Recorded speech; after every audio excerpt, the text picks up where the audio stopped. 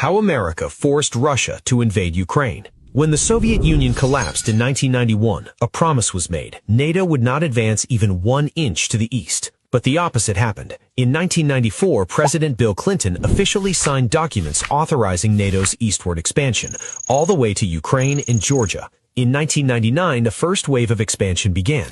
Hungary, Poland, and the Czech Republic were added. Russia was deeply displeased, but these countries were still far from its borders. Then in 2004, a second wave brought in Romania, Bulgaria, Slovenia, and Slovakia. At this point, Russia was furious. In 2007, President Putin said, "Stop, enough." But in response, in 2008, the United States pressured Europe into pushing NATO expansion toward Ukraine and Georgia, directly on Russia's doorstep. Russia objected, because if Russia had decided to place a military base along the Rio Grande or the Canadian border, America wouldn't just have panicked. War would have broken out within 10 minutes. And within a month, a war did begin, one that devastated Georgia. In 2010, Viktor Yanukovych was elected on a platform of neutrality. Russia had no territorial ambitions in Ukraine. None. What Russia was negotiating was simply a 25-year lease for the Sevastopol naval base. That was all. Not Crimea, not Donbass, nothing more.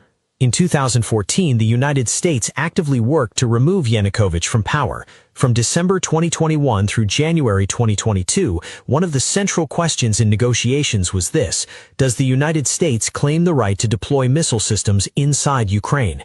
Blinken told Lavrov that the United States reserves the right to place missile systems wherever it chooses. And that is how the war began. What was Putin's actual goal? To pressure President Zelensky into agreeing to a neutrality deal. And within 7 days of the invasion, that agreement was almost reached, but Ukraine unilaterally stepped back from the nearly finalized deal. Why? Because the United States told them to. The plan was to use Ukraine, Romania, Bulgaria, Turkey, and Georgia to block Black Sea access and strip Russia of its international standing. And American senators called it an excellent use of their money because no Americans were dying. A pure proxy war.